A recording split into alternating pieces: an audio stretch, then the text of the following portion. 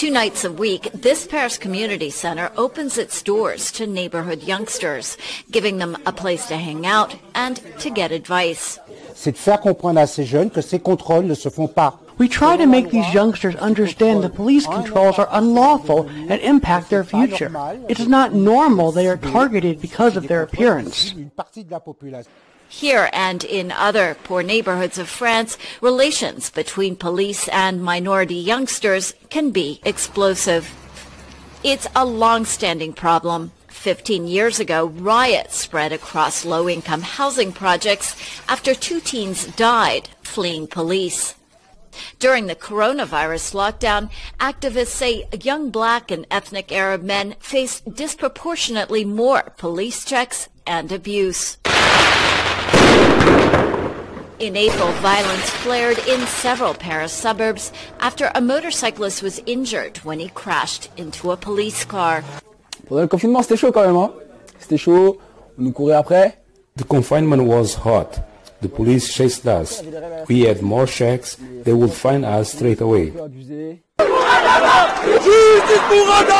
Now, George Floyd's death in the United States has touched off a powder keg. Thousands are defying a coronavirus ban against gatherings and calling for justice. Another name resounding here is 24-year-old Adama Traore, who died in 2016 after being restrained by police. The cause of his death is disputed, but Traore's family draws parallels with Floyd's. Like in the U.S., the protests are about more than police violence.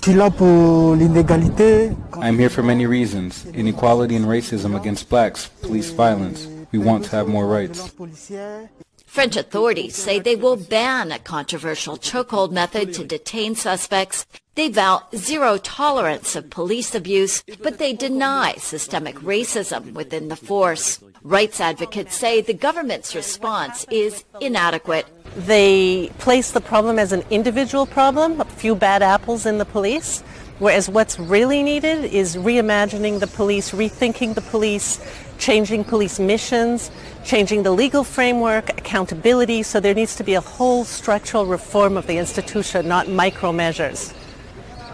It hasn't always been this way. During multiple terrorist attacks a few years ago, police were briefly treated as local heroes for protecting and sometimes dying to save people.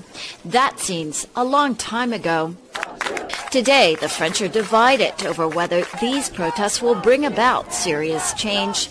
Still, some hope that, like in the U.S., this is the start of a bigger conversation about discrimination and race.